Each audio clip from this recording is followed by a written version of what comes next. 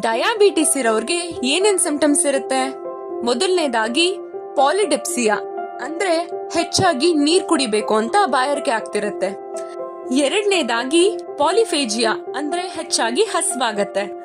ಮೂರನೇದಾಗಿ ಪಾಲಿಯೂರಿಯಾ ಅಂದ್ರೆ ಹೆಚ್ಚು ಸಾರಿ ಯೂರಿನ್ ಪಾಸ್ ಮಾಡೋದು.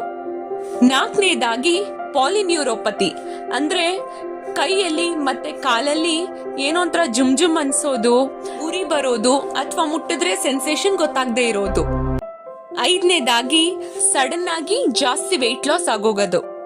ಆರನೇದಾಗಿ ಜಾಸ್ತಿ ಇನ್ಫೆಕ್ಷನ್ಸ್ ಆಗೋದು, ಆಗಿರೋ ಗಾಯ ವಾಸಿ ಆಗದೆ ಇಲ್ದೇ ಇರೋದು, ಈಸಿಯಾಗಿ ಸುಸ್ತಾಗೋಗೋದು, ದೃಷ್ಟಿ ಬ್ಲರ್ ಆಗೋದು, ಹೀಗೆಲ್ಲ ಆಗಬಹುದು. ಇವೆಲ್ಲ ಡಯಾಬಿಟಿಸ್ ಅಲ್ಲಿ ಯೂಶುವಲಿ ಕಾಡುವಂತಹ ಸಿಂಪ್ಟಮ್ಸ್ಗಳು.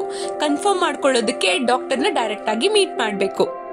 ಫಾಲೋ ಮಾಡಿ, ನಿಮ್ ಫ್ರೆಂಡ್ಸ್ ಜೊತೆ ಶೇರ್ ಮಾಡಿ.